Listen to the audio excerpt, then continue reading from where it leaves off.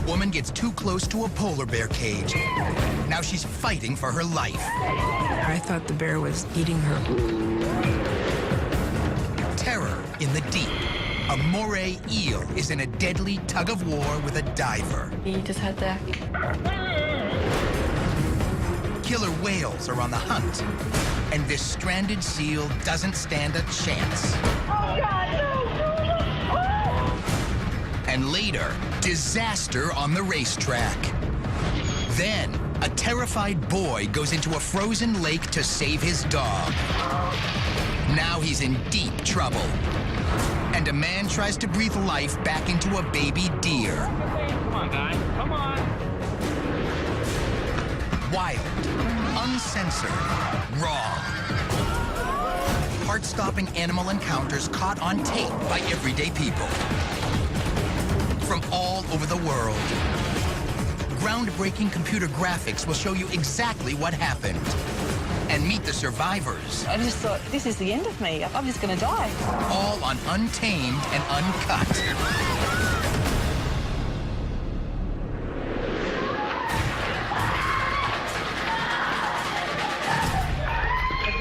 Blood-curdling screams from an Anchorage, Alaska zoo. I heard on the hedges a lot of horrified screaming. It was obvious that something quite dramatic and frightening was happening. Oh, my God. Oh, my God. Zoo visitors, Phyllis Kluge and Dr. Larry Rayford, rush with cameras rolling to the horrific sounds coming from the polar bear cage. They are utterly terrified by what they see. And what I saw was absolutely amazing. There were 15 or 20 bystanders standing by the railing in various stages of shock and disbelief. One person actually fainted. Can somebody call? Somebody's coming. Catherine's thigh was thoroughly engulfed in Binky's enormous jaws. In the clutches and jaws of Binky, a nearly 1,000-pound male polar bear, is 29-year-old Catherine Warburton from Sydney, Australia. When I first saw her and realized what was going on, I started shaking. I was very fearful and very uncomfortable. I couldn't even look at it because I was so afraid of seeing something horrible. I thought the bear was eating her from the toes up because her legs were through the bar and he was growling. And he had his paws around her legs and was chewing on her. Catherine had jumped over two low-lying barricades, hoping to get a close-up photo of Binky in his cage. Instead, Binky got the close-up. Oh, my God. Oh, my God.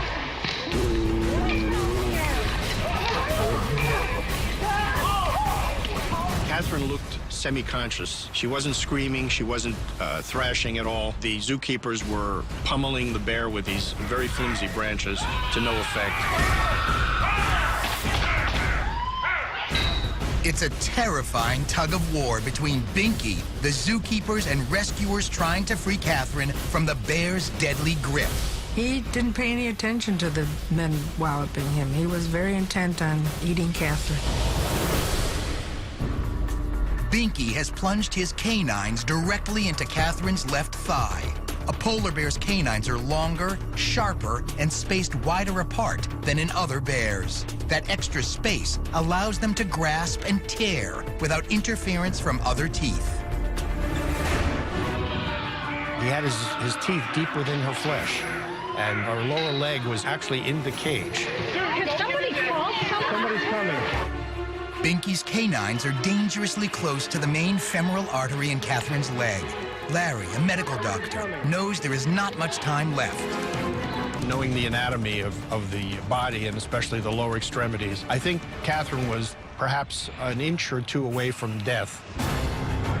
I don't want you. I don't know. You come on with me.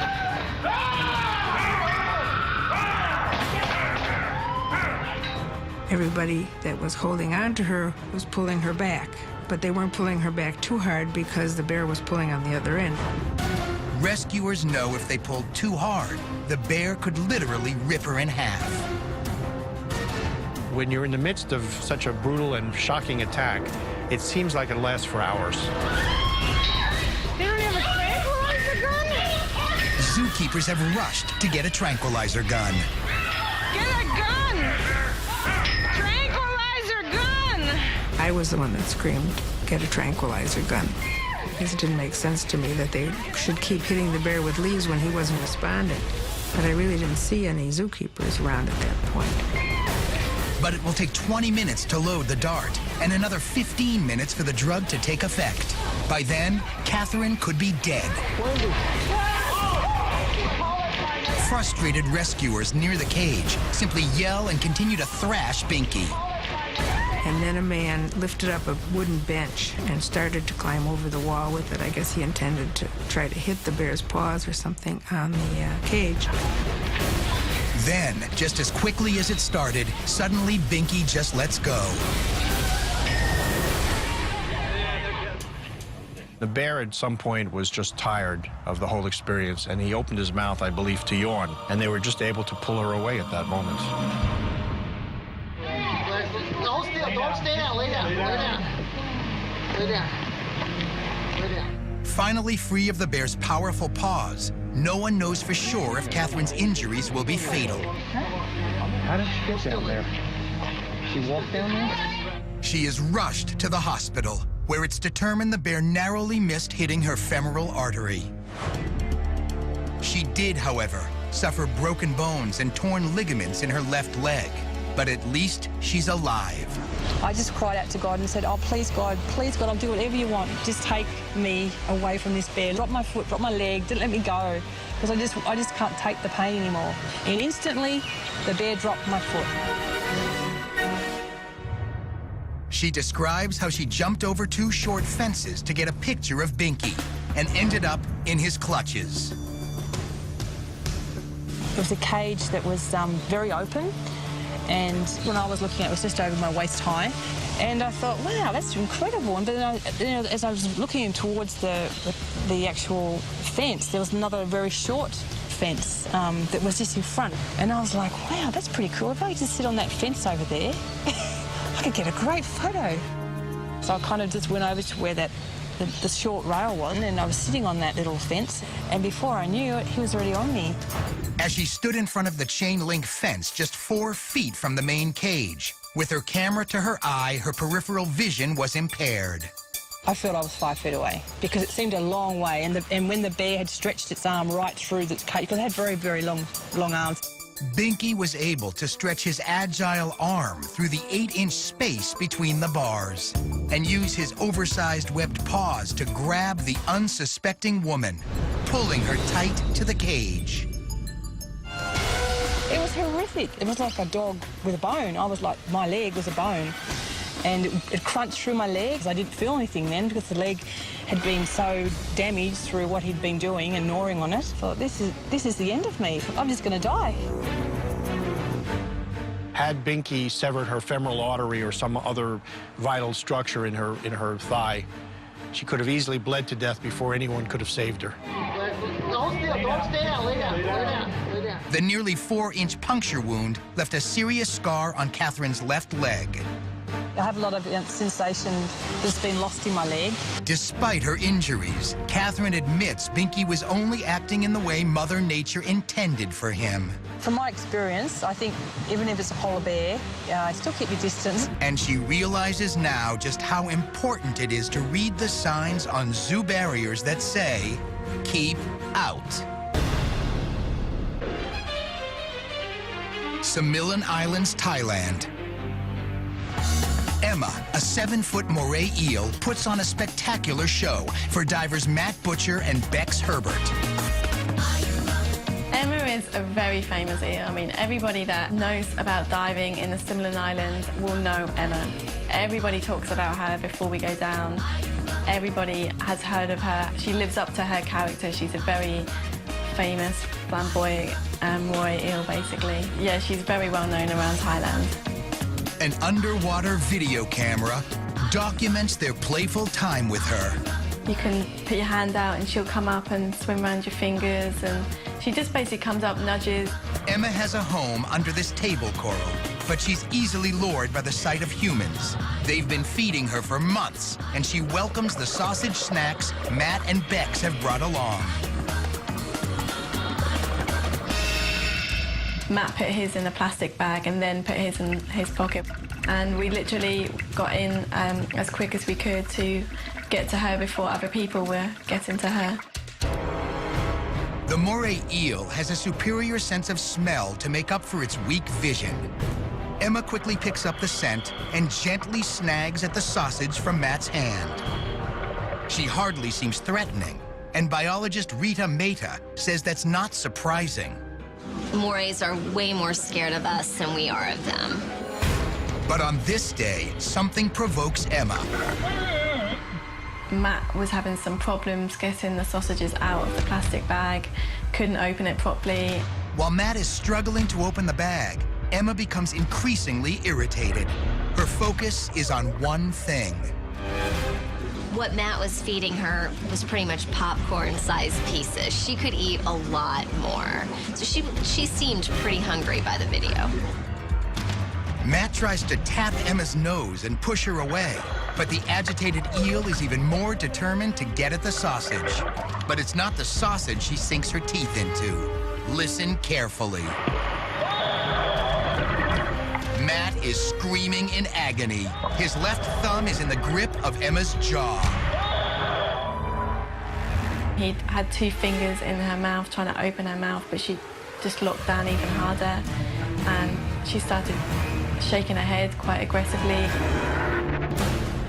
Bex watches in horror as blood pours into the water.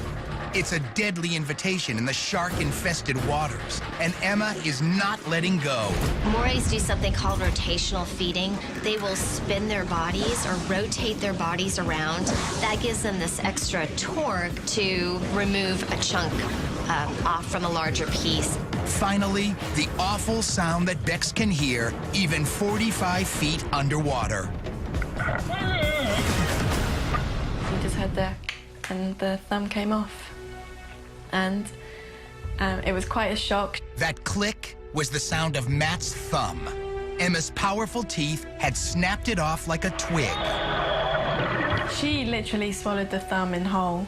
It just went down like it was nothing. It was no surprise that Emma could rip off Matt's thumb and swallow it with such ease. So what I want you to notice here is the Moray skull it's extraordinary. It's elongate and it's highly fused, which help make Morays a very effective biter. Also, Morays have a very long lower jaw. The long lower jaw allows the Moray to close its mouth quickly. The teeth are built to hang on tight for a long time. You can see these very sharp, recurved teeth, and they're all up along the lower jaw, and they line that top jaw as well.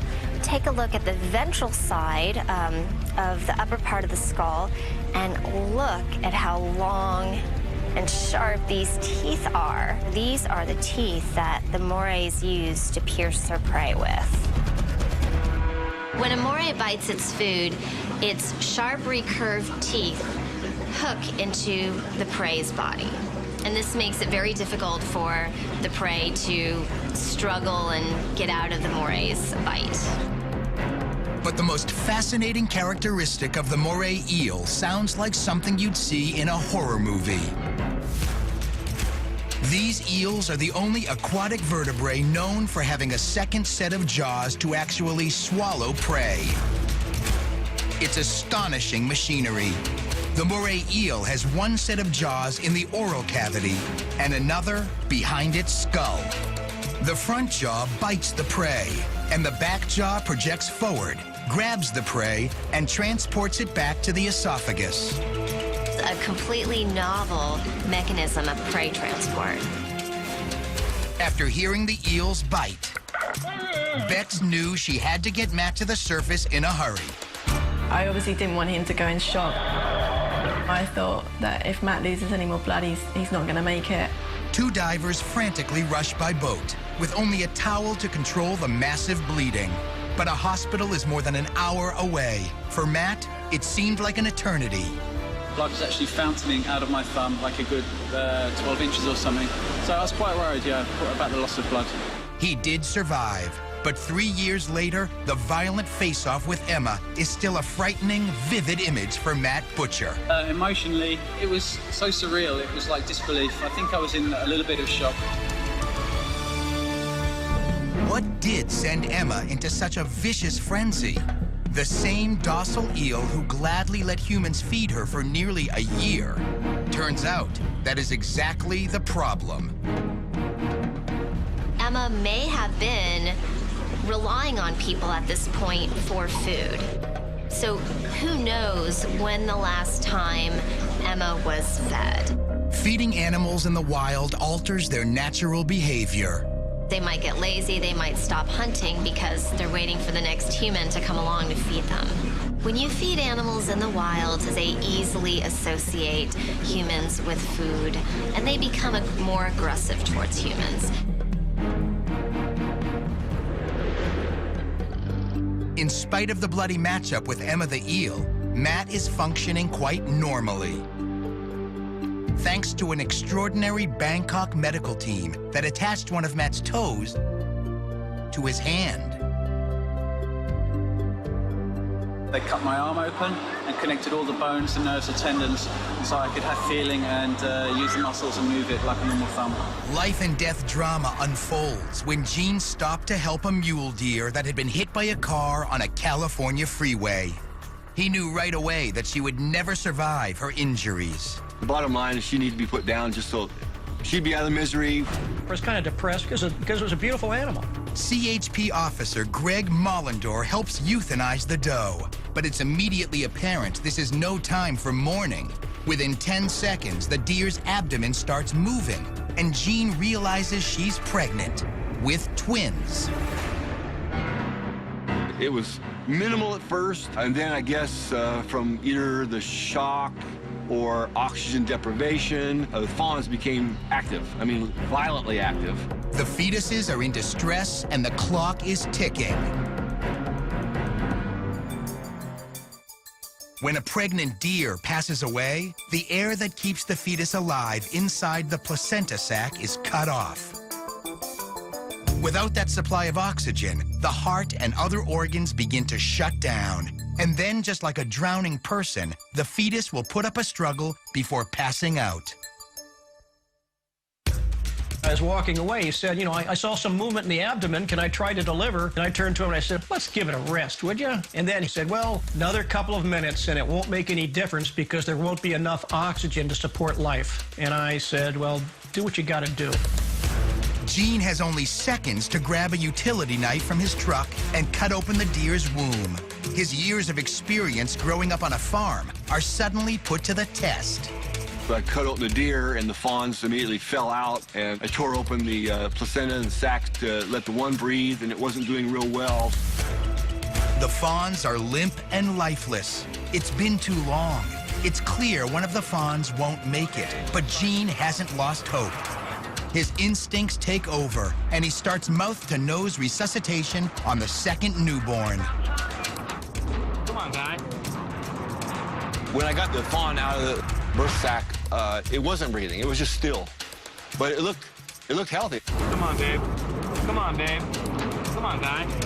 Gene Chaffin has never done mouth-to-mouth resuscitation on a deer before, but he knows it's the fawn's only chance. So I just grabbed his whole nose and put it over in my mouth and blew into it a little bit. Doing mouth-to-mouth resuscitation on an animal is virtually the same as doing it on a human. But instead of pinching the nose and blowing into the mouth, with an animal, you close the mouth to form an airtight seal, and you blow into the nose. Come on, look at this. Come on. I didn't know if it was going to do it or not, but at least made the try. Hey, what a great idea. I mean, the same thing you do with a little human baby, perhaps. You know, you cover the nose and the mouth, and he did it, and it worked. He's breathing. He's breathing. All right. But this newborn's not out of the woods yet. I knew on the farm from cattle that, you know, the first milk from the mother is important. A baby gets its antibodies from a mother's first milk, called colostrum. So using a bottle cap, Jean scoops up milk from the mother's milk sac and tries to feed the fawn. What better way to help give this fawn a better chance to survive than to use the mother's milk? It was just terrific. Within minutes, the 6.5-pound fawn is feeling strong and struggling to stand. It was like turning on a light switch. It was working. It was great. It was standing. It was ready to run. It was active. So it was pretty exciting, I'll admit. It was an exciting time. Hey, he's ready. Ready to listen. Let me out of here. Jean names the spindly-legged fawn Freeway. Freeway. Just a beautiful animal. Just tears your heart out to see, now you got this little fawn with no mom. So, looked at me and said, "Are you my mother?" My first thought was, she's not going to make it. Mary Faust, a wildlife rescuer, agreed to take Freeway that day.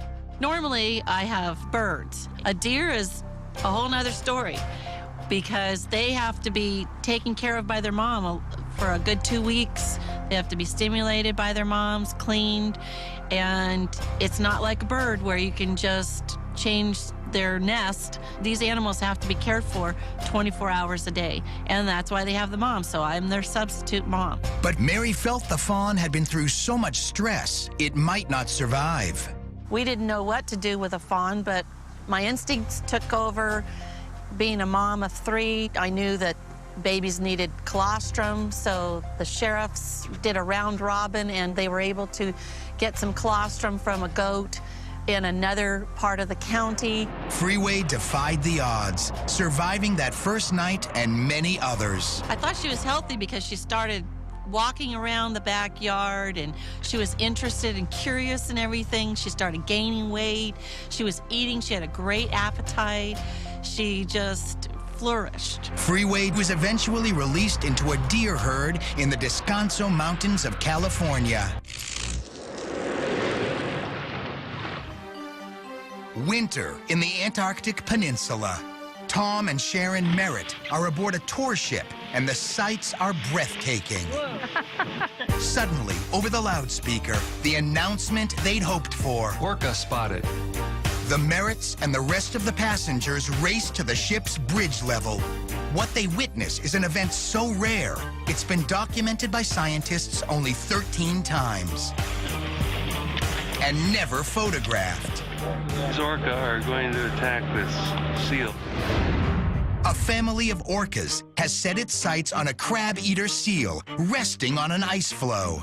Depending on where you go around the world, orca have culture. And the definition of culture is things that are passed on within your social peers or your family groups. Whale biologist Dr. Ingrid Visser says the different orca cultures, much like different human cultures, have varying diets depending on where they live. So, for instance, in Norway, they would specialize in feeding on herrings. In New Zealand, they specialize in feeding on sharks and stingrays. In Antarctica, this particular type of orca, the type Bs, specialize in hunting for seals and making these waves. Dr. Visser says this form of seal hunting is so unusual and possibly new, it has no official name. We've just called it wave making. It's possible that these orca may be one social group or pod. We think that it's the same group of orca that's doing it again and again because it's a very specialized behavior and it takes many years to learn how to do it. Watch as the orcas raise their massive 8-ton bodies vertically to peek over the ice floe. Dr. Visser says the movement is called spy hopping. When the orca lift their heads out of the water, they're actually having a look around to see what's above the surface.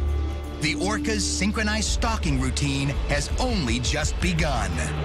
They've been breaking the ice off and swimming around him. The orcas determine the ice floe is too big. They use the weight of their massive 16,000-pound bodies to chip away at the ice. The ice floe was about 25 feet square, but it kept getting smaller, I think, through the action of the orca. And it appears they don't like the location of the floe either. The orcas attempt to isolate it from nearby floes. They're twisting the ice. 7/8 of the ice floe is actually below the surface.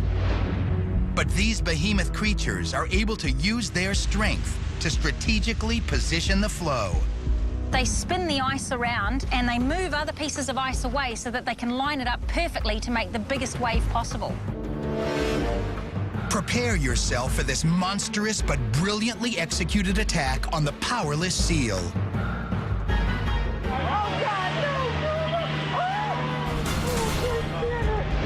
This highly sophisticated hunting technique is used mostly to help teach young calves how to hunt. Using her blowhole, the matriarch of the pod sends out vocal signals to summon other adult orcas to line up perfectly and then charge the ice, swimming at speeds up to 35 miles an hour. When the orca came in parallel toward the flow, they then submerged, causing the flow to rock one direction and then the other. The wave created hurls the doomed seal to the other end, where a hungry orca anticipates a fresh meal. I felt sorry for the seal because there was no way it could hide from the orca. At the same time, I was astounded with the obvious intentional action of the orca. Oh, here they come, two of them. Look at underneath there. You can see them underneath. The helpless seal is pummeled by another wave-hunting attack and manages to elude the determined predators once again.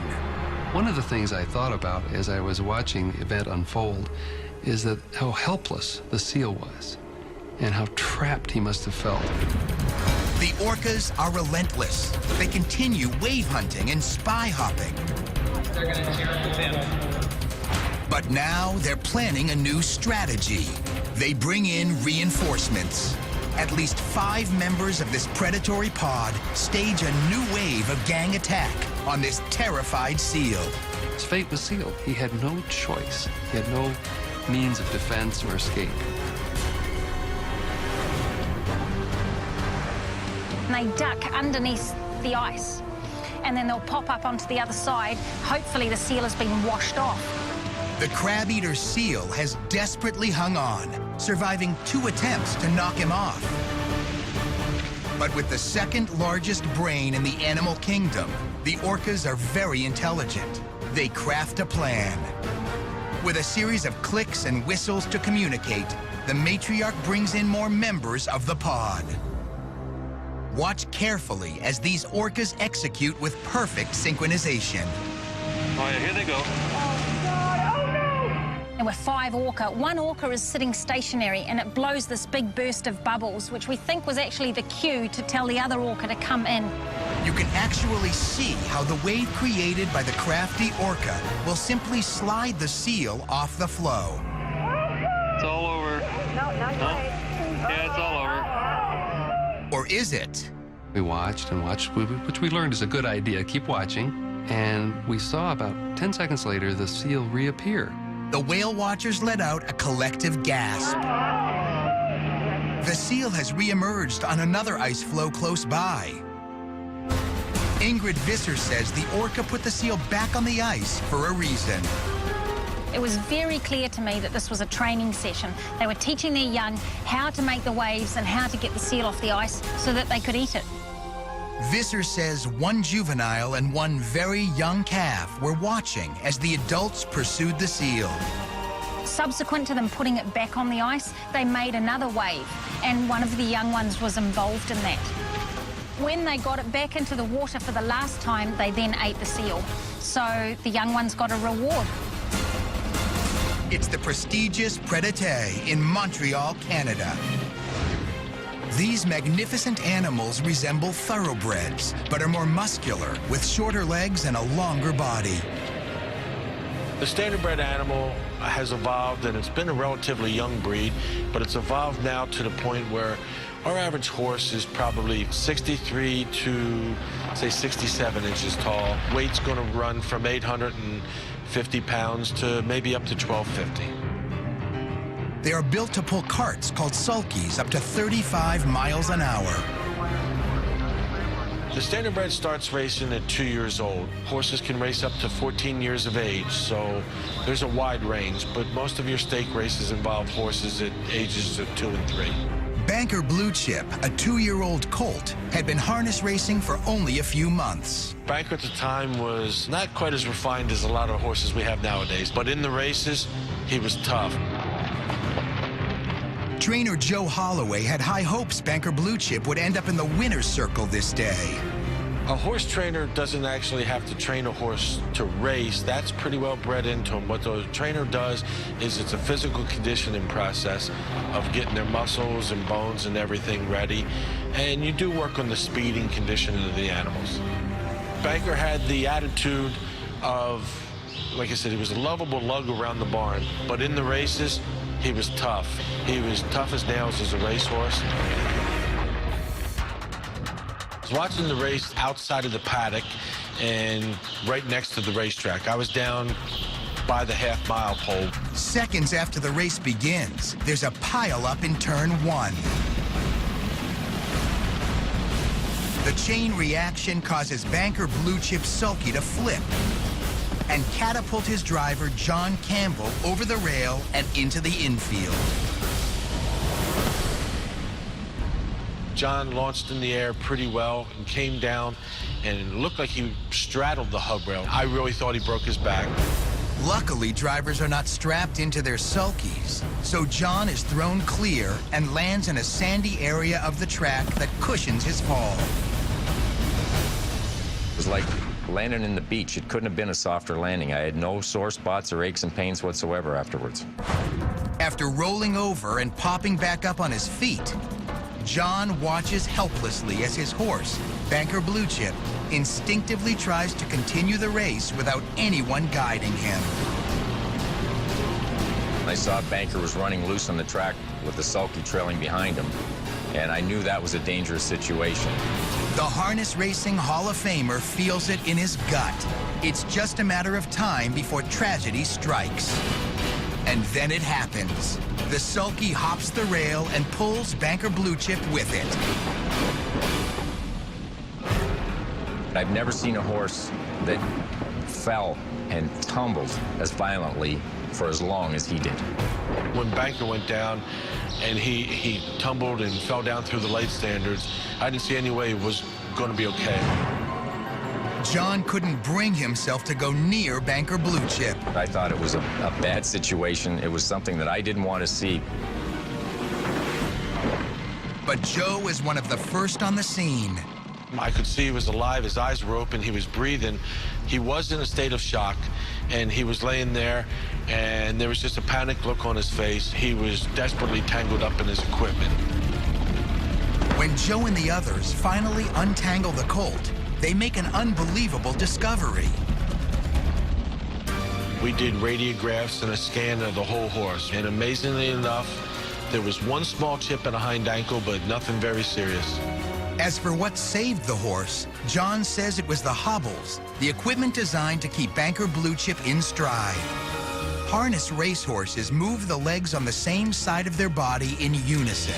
To help maintain that stride, trainers use leather straps to keep their legs close together. When Banker Blue Chip fell, his legs were still strapped in the loops of the hobble, most likely preventing him from flailing and getting seriously injured. Hobbles are put on there to keep them on stride and keep them gated the way they're supposed to be throughout the mile. He didn't thrash, and that's probably what really helped him not get seriously injured. Banker Blue Chip was an extremely lucky horse. Veterinarian Celeste Coons credits not only the hobbles Banker Blue Chip was wearing, but also the way the horse fell, sideways. It didn't go forward where horses might have injuries to their cervical vertebrae. Everything was on the side. Since this accident, Banker Blue Chip has retired, and harness racing tracks have gotten rid of the hub rail along the inside of the track, installing flexible pylons to mark the inside boundary of the course, hopefully preventing accidents like this from ever happening again. In the video, you can see we had a hub rail back then, and that's what caused the accident. If the hub rail was there, I couldn't move my horse in, and now, since the advent of pylons and a hubless rail, if that had happened today, I would have been able to just move my horse in, avoid the collision, and we would have been on our way, hopefully, to a victory. After replaying that over and over in my mind, Banker Blue Chip was in no way at fault. It was something that was out of his hands. He was just going about his business. He was reacting the way I wanted him to in the race. It was just unforeseen coincidence that this happened. I think it was just fluke luck that he didn't get hurt. I think any horse that did what he did again would end up with serious injuries. I think it was just his day not to be hurt.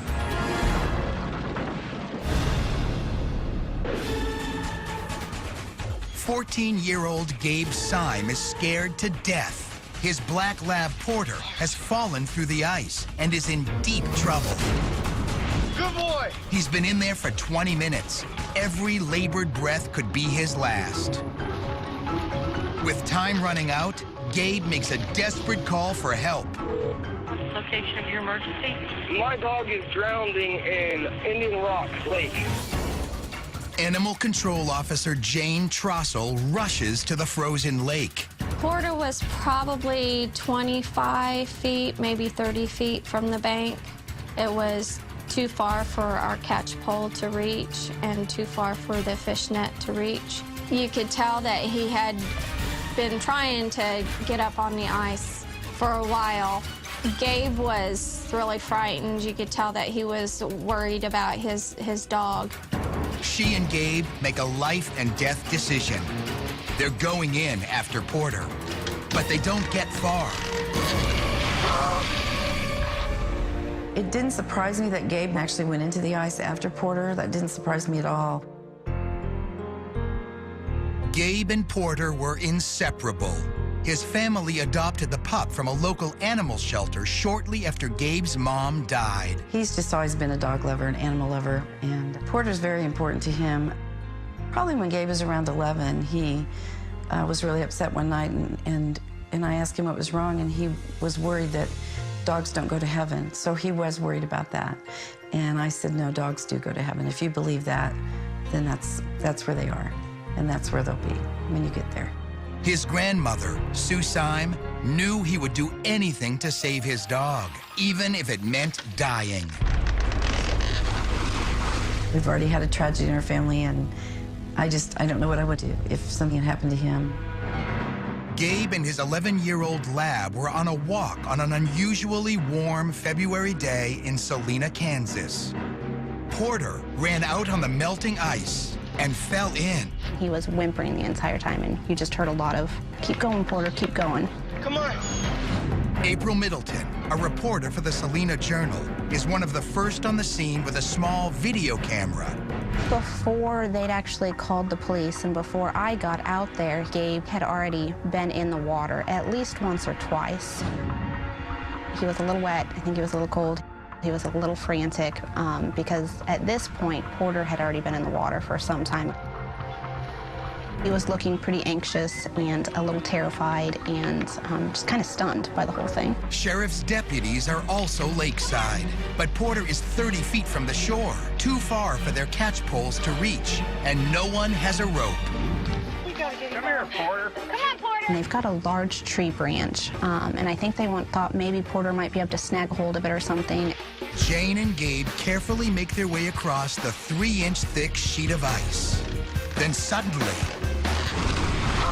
now 3 lives are on the line. The water temperature is a bone-chilling 34 degrees. Neither will last long in the icy slush. Nobody could actually reach out and grab them and pull them, so Jane was just encouraging Gabe to swim, swim, swim, swim. Keep swimming. Keep swimming. And so they sort of paddle along until they get close enough to the sheriff's deputy. Come on, grab this. Come on. They are pulled to safety. It was just like nothing I felt before. It was so cold. You all right, Gabe? My legs went numb and my hands went numb. Despite his own condition, Gabe's thoughts immediately go back to Porter. Porter, is that right? I was losing my strength and he was losing his, and I knew we were running out of time. Hypothermia is starting to set in. His circulation has slowed. He's losing the feeling in his legs and paws. His breathing has become labored. If his temperature drops much more, his heart will stop.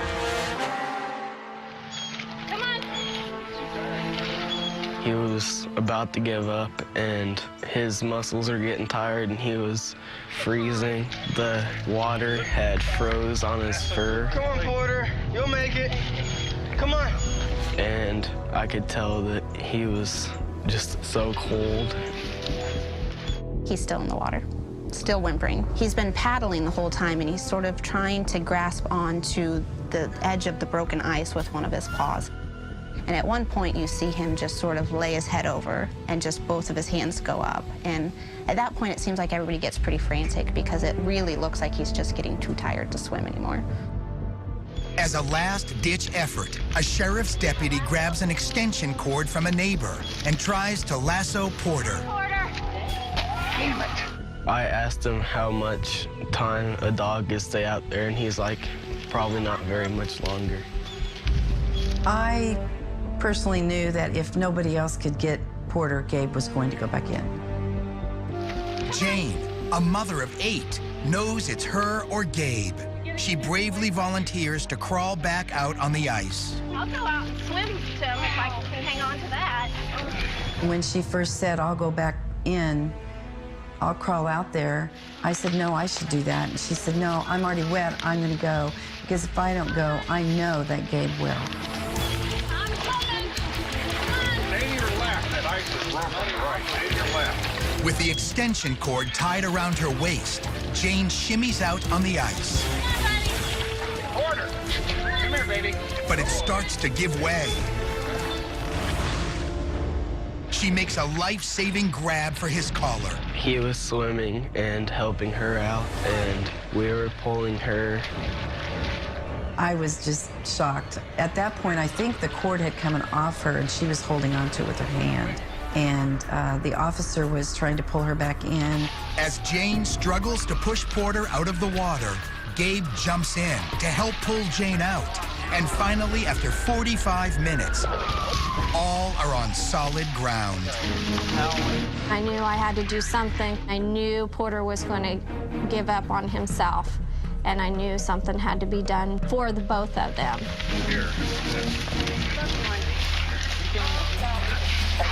After heating him up, Porter makes a full recovery. But it wasn't just luck. Labrador retrievers are born with a double coat, a dense undercoat for insulation, and a longer, oily outer layer that repels water and protects them from the cold for a longer period of time. At last, Gabe is reunited with his best friend. Oh, it was awesome. It was just like I had met him for the first time again. I was thankful that Porter was okay, but more importantly, I was thankful that my grandson was okay. I have 8 children of my own. I would hope that if it was my children out there, that somebody would have stepped in and took control like I did. I would risk my life if I had to again to save him.